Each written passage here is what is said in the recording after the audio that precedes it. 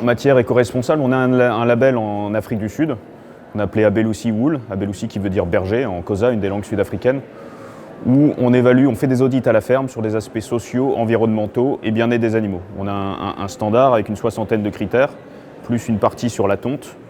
Voilà, et on vérifie que les choses se passent bien au niveau social pour les agriculteurs, les ouvriers agricoles, l'environnement et les animaux et la tonte aussi, et les tontes. Et en parallèle de ça, on a développé aussi plus récemment, suite au championnat mondial de tonte de mouton qui a eu lieu en France, on essaie de redévelopper la filière lainière française en réutilisant ce produit qui est là, qui existe de toute façon, qui vient du mouton, qui est déjà naturel et recyclé et recyclable, hein, parce que la laine, finalement, c'est de l'herbe qui a été transformée en fibre par le mouton. Puis la laine est biodégradable au final. Et voilà, donc on redynamise un peu la filière lainière aussi locale. Donc on a à la fois un volet audit et puis un volet local avec la laine de France.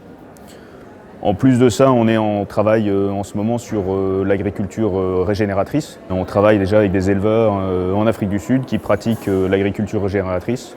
Et on est en train de travailler sur un projet pour aussi inciter d'autres éleveurs à travailler, à développer les principes de l'agriculture régénératrice qui permet en plus de produire de la laine, de la viande, qui participe à la lutte contre la désertification des sols, voire à rendre les sols plus verts, plus fertiles. L'idée, en tout cas, je vais parler de l'agriculture régénératrice dans l'élevage, dans les zones semi-désertiques. L'idée, c'est de dire que l'élevage participe à la lutte contre la désertification, peut participer à la lutte contre la désertification si c'est fait correctement. L'élevage permet de garder les sols couverts, parce que la désertification, c'est quand les sols ne sont pas couverts. Quand les sols ne sont pas couverts, ils s'échauffent, il y a encore plus d'évaporation et puis on rentre dans un cercle vicieux.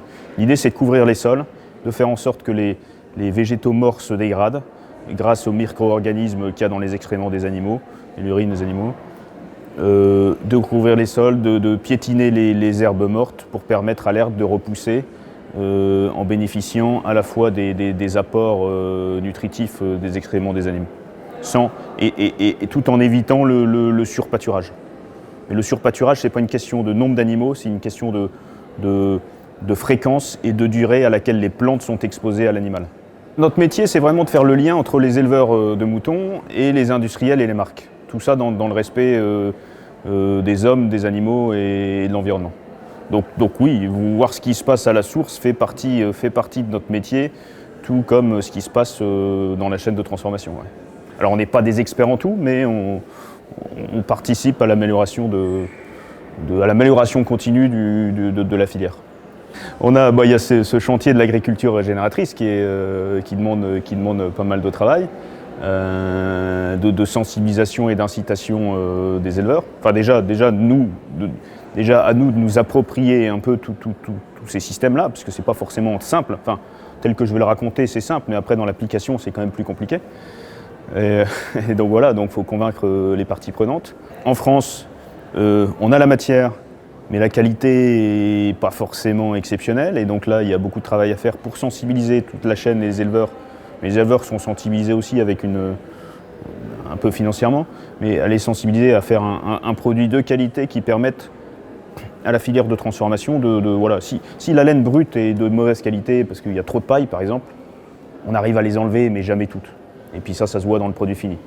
Donc la première chose, je dirais finalement, c'est de réussir à faire un produit fini qui soit attractif pour le consommateur, qui soit joli,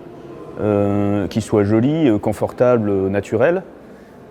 Et une fois qu'on a ça, là, on peut travailler à l'amélioration de la filière, l'amélioration de la qualité, pour améliorer l'efficacité de la transformation, améliorer la qualité du produit, sensibiliser les éleveurs. Et c'est vrai qu'on a pris le parti, nous, en tout cas au niveau laine de France, de travailler d'abord, de partir de l'aval, donc de produire des vêtements, de faire produire des vêtements par des marques. Et donc il y en a déjà. Il y a ce pull-là aussi qui est fait en laine de France, par exemple. Ça c'est juste pour nous, mais avec notre logo pour promouvoir déjà ça au sein de notre personnel, de nos actionnaires, de nos administrateurs, de nos clients contacts. Mais le fait d'avoir un produit fini sur le marché, À partir de là, ça donne du sens, parce que l'éleveur qui ne sait pas ce que c'est que la filière industrielle textile, il voit un produit fini, fait avec de la laine qui vient de chez lui. Là, il s'est dit, ah ok, maintenant je comprends pourquoi il faut que j'améliore ça, pourquoi les pailles c'est un problème, pourquoi les contaminations de fibres étrangères c'est un problème. Et de fait d'avoir un produit, ça donne du sens à ce que fait l'éleveur. Et pour les marques aussi, le fait d'être en contact avec des éleveurs, enfin de pouvoir être mis en contact avec les éleveurs, et savoir qu'il y a des éleveurs qui vont produire une fibre pour elles, ça donne du sens à ce qu'elles font.